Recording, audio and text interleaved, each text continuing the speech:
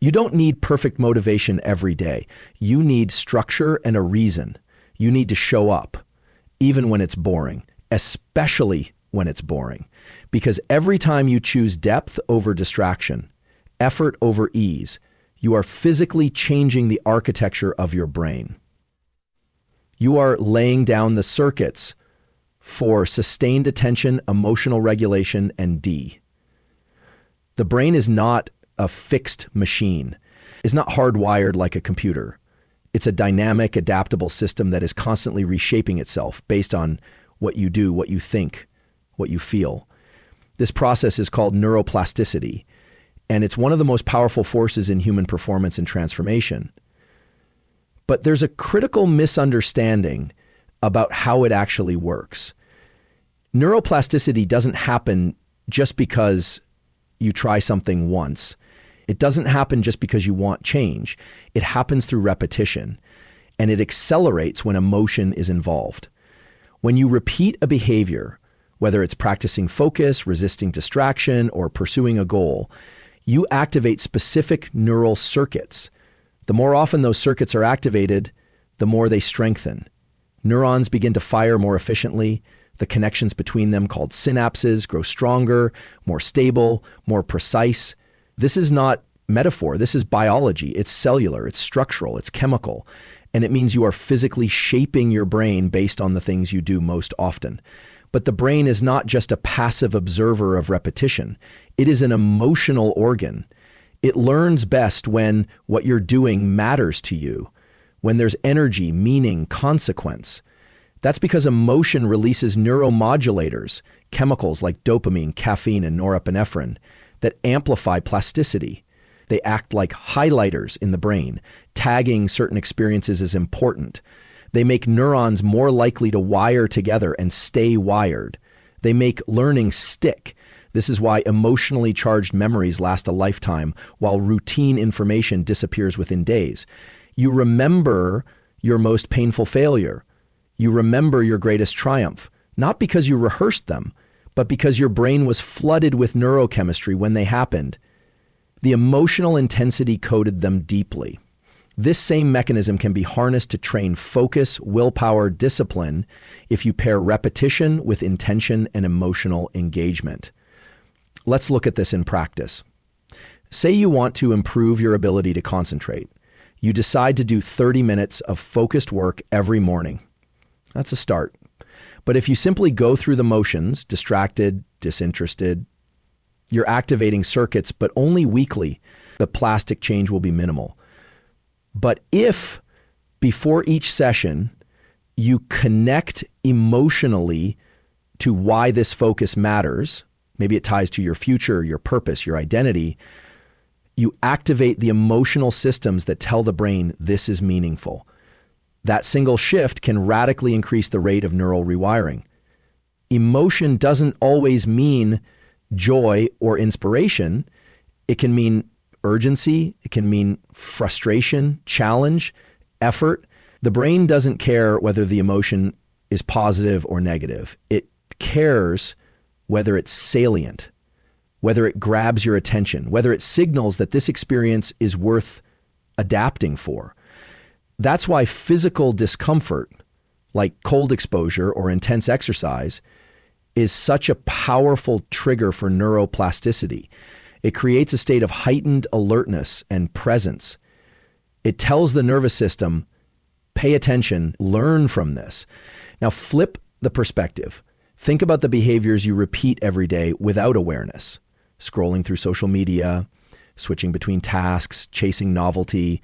Each of these actions creates micro doses of dopamine, short bursts of emotional stimulation. When repeated, they form strong neural circuits for distraction and compulsive attention seeking. You're not just entertaining yourself, you're teaching your brain that fragmentation is rewarding. You're hardwiring instability. And because there's both repetition and emotion, the wiring happens fast. This is why intention is critical. You must be aware of what you're training. Every repeated behavior is a vote.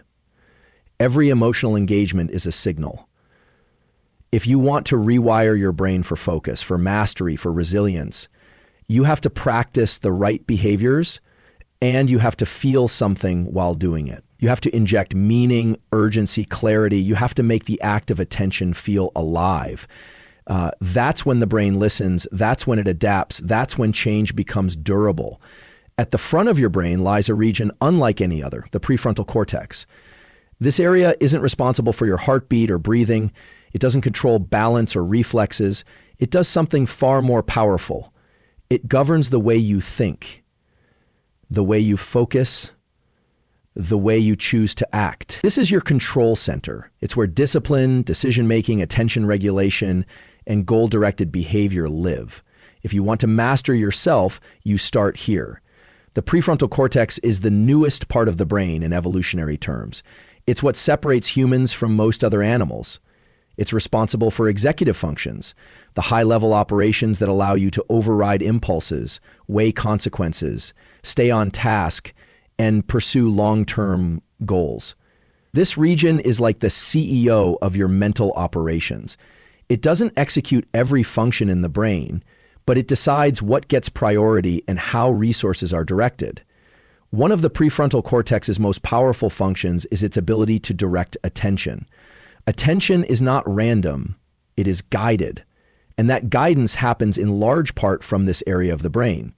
When your prefrontal cortex is strong, you can hold your focus even in the face of noise, distraction, temptation. You can stay locked in when your phone vibrates, when the email pings, when your mind starts to wander.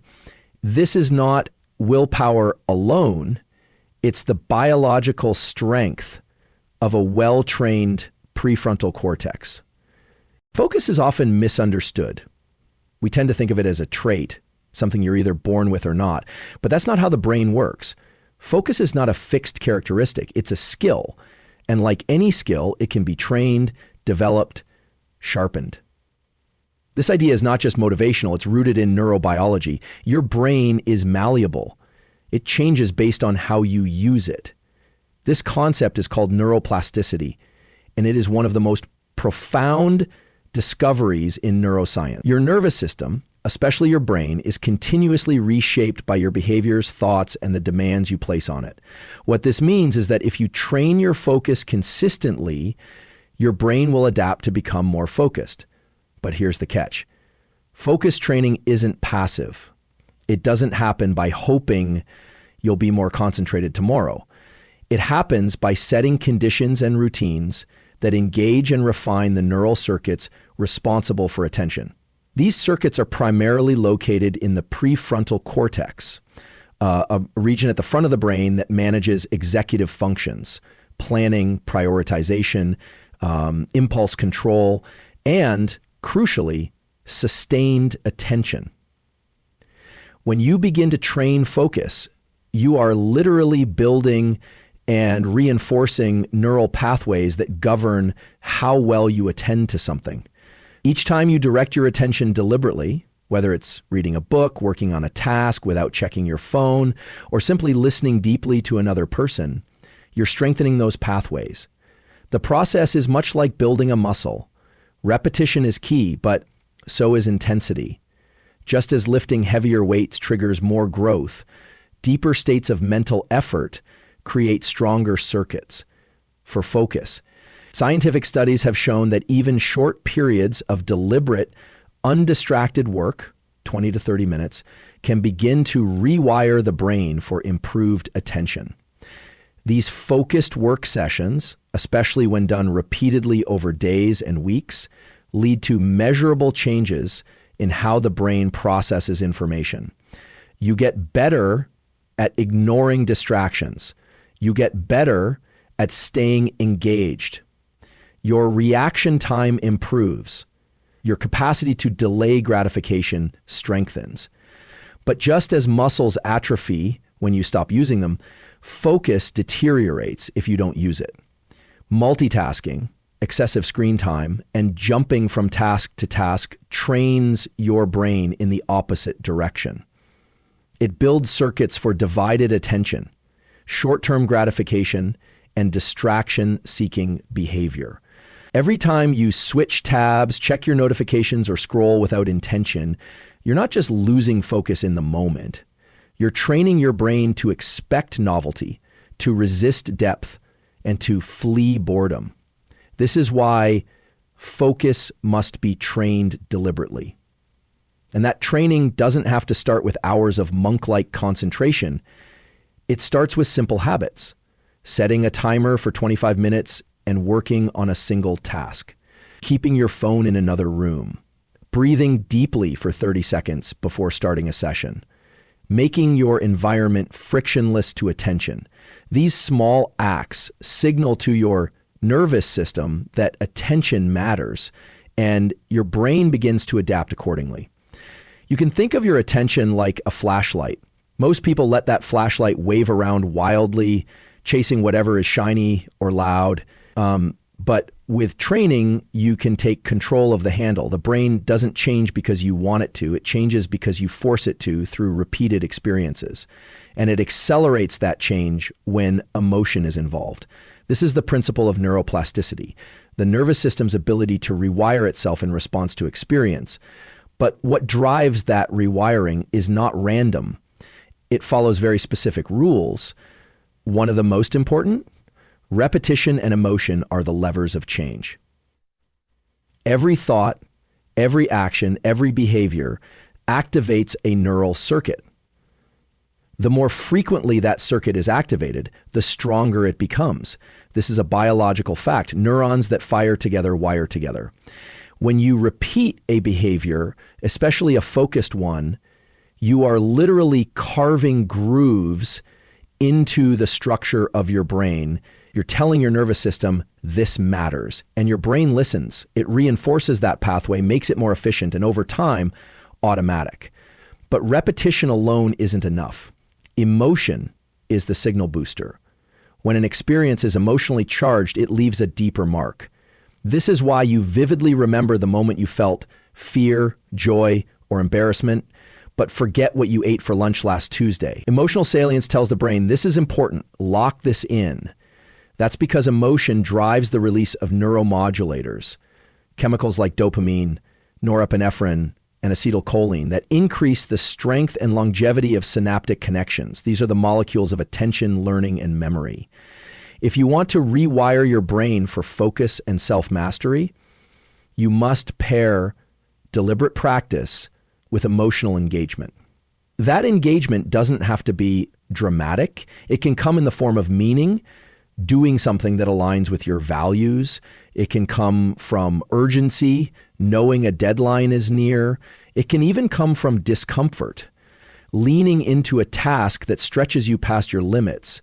What matters is that the act of focusing isn't numb. It's charged. It's alive. Your nervous system responds to that energy. Now consider how this plays out in everyday life.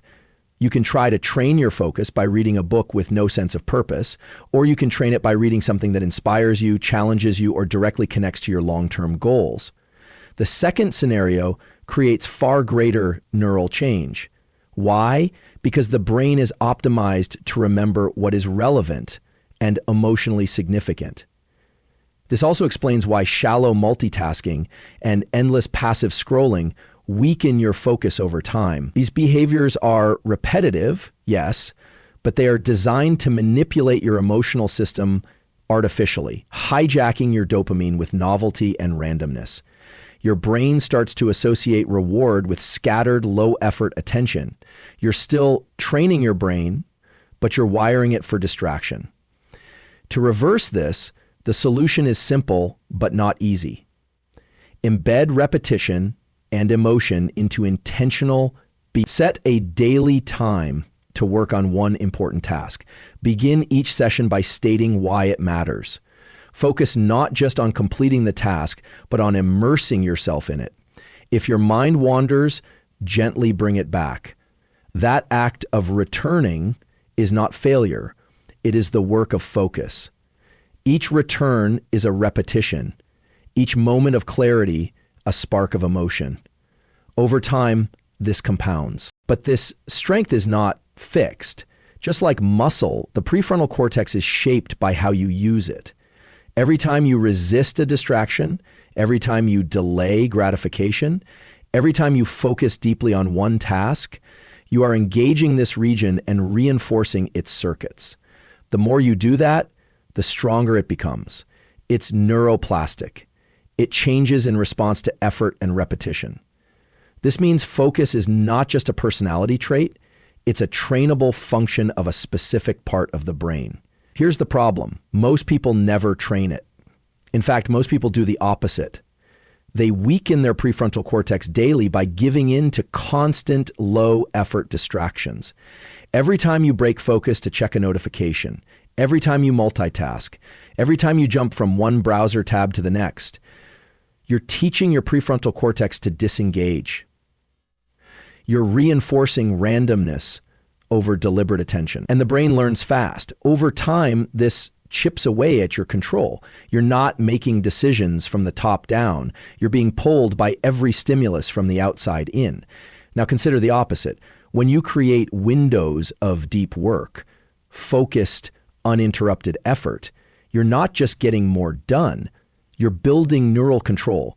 You're enhancing the prefrontal cortex's ability to maintain attention, suppress distraction, and hold your goals in working memory. This is not just psychological, it's anatomical. MRI studies show that people who engage in focused cognitive tasks regularly have greater activation in their prefrontal regions. That activity correlates with better attention, better emotional regulation, and greater long-term success in virtually every field. This is also the region responsible for metacognition, your ability to think about your own thinking. It lets you observe your impulses without immediately acting on them. It allows you to notice when your attention drifts and to bring it back. It helps you pause before reacting, step back from emotion, and choose your next move with clarity. This is where real self-mastery begins, not in blind discipline, but in moment-to-moment awareness driven by a strong, active prefrontal cortex. You can train this part of the brain through practices like mindfulness, deliberate focus training, and even physical routines that demand present moment awareness. Activities that require sustained attention, pattern recognition, or the inhibition of automatic responses like writing, coding, playing a musical instrument, or high-level sports. Engage the prefrontal cortex at high levels. The more you push it, the more it adapts. The more it adapts, the more control you gain over the rest of your nervous system. You stop being reactive, you start becoming intentional. This is what separates passive living from conscious leadership. When your prefrontal cortex is underactive, you are ruled by your environment. You chase pleasure, avoid discomfort, and respond to whatever is loudest in the moment. But when it is strong, you lead yourself. You set the direction. You manage energy, attention, emotion. You live and act in alignment with your values, not just your urges. Dopamine is one of the most misunderstood chemicals in the brain. Most people think of it as the molecule of pleasure. That's wrong. Dopamine is not about reward itself. It's about motivation, anticipation, drive. It's what makes you want to act.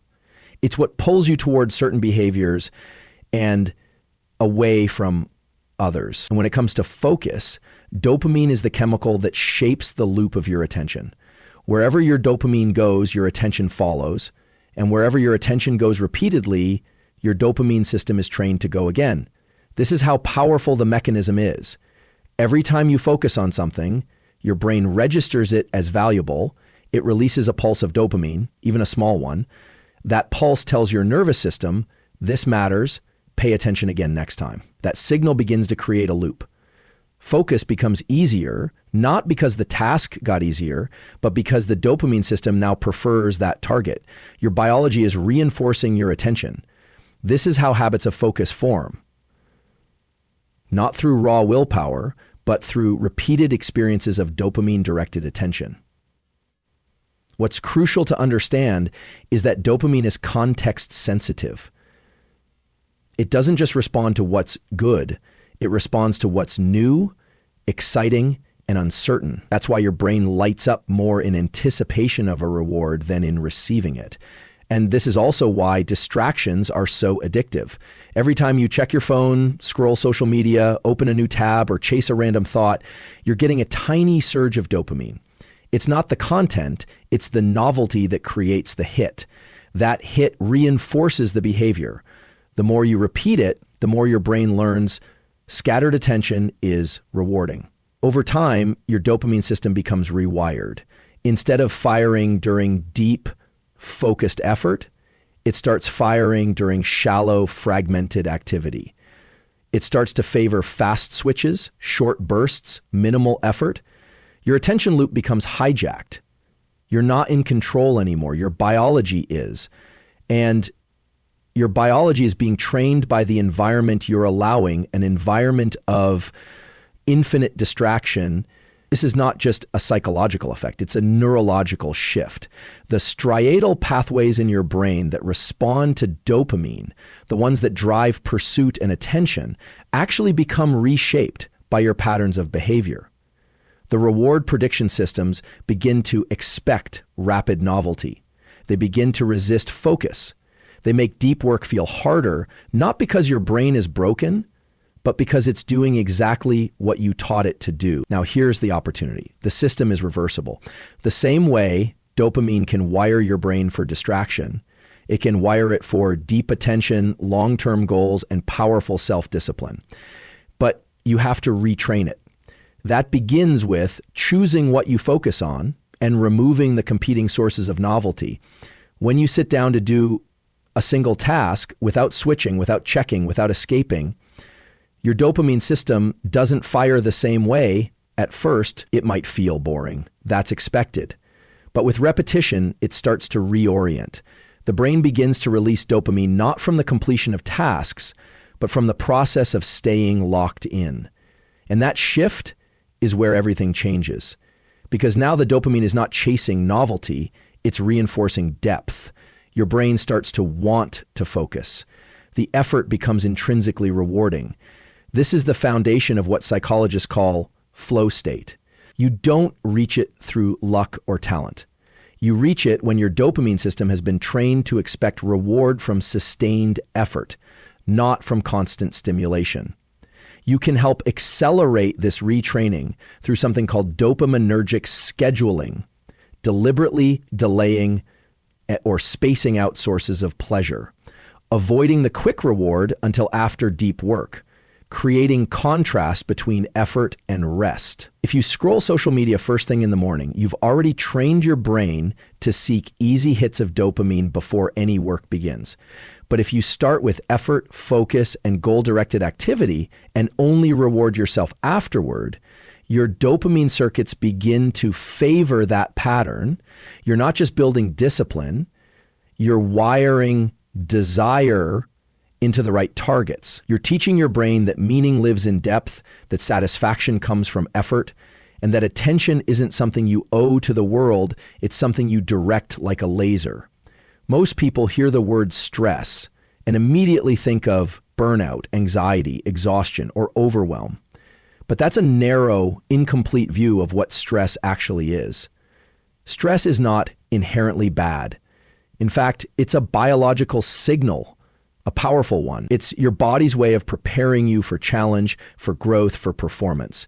And when you learn how to control and direct it, stress becomes one of the most potent tools for transformation that you have access to.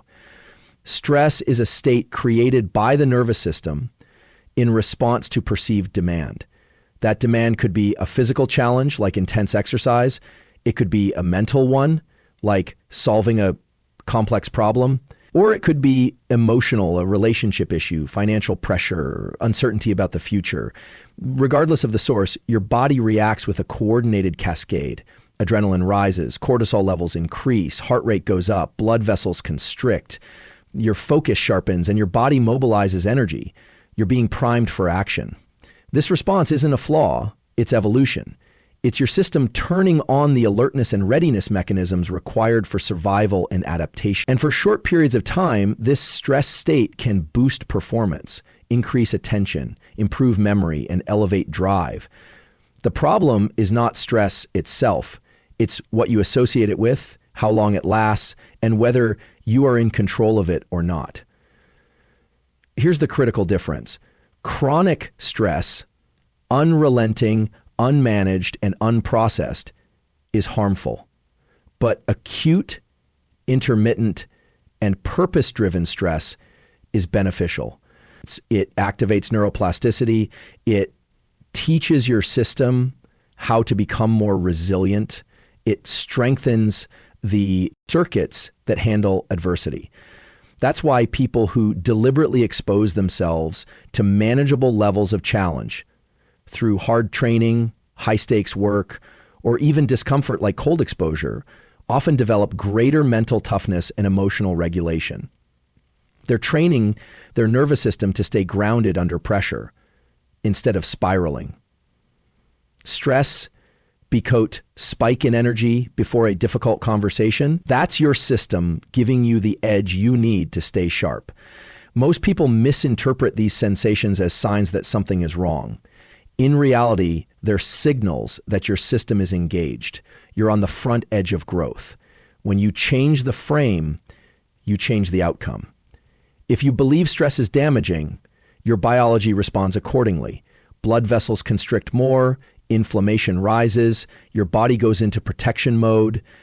But if you believe stress is helping you rise to the occasion, those same chemicals, cortisol, adrenaline, work in your favor.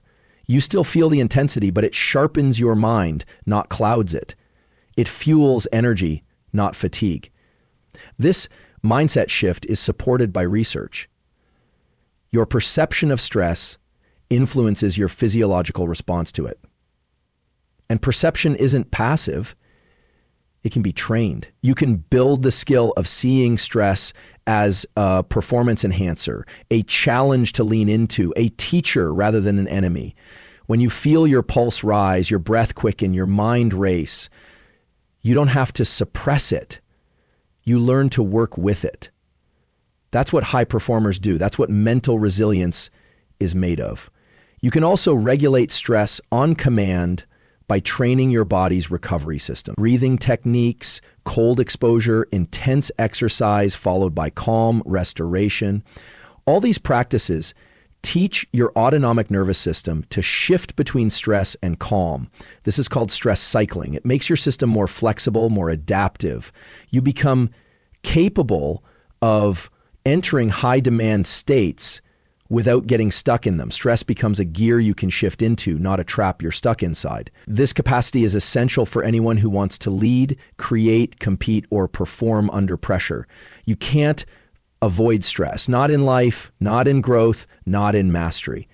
But you can condition your nervous system to respond skillfully, to see stress as a threshold, a moment when your biology is asking you to rise, to grow, to level up.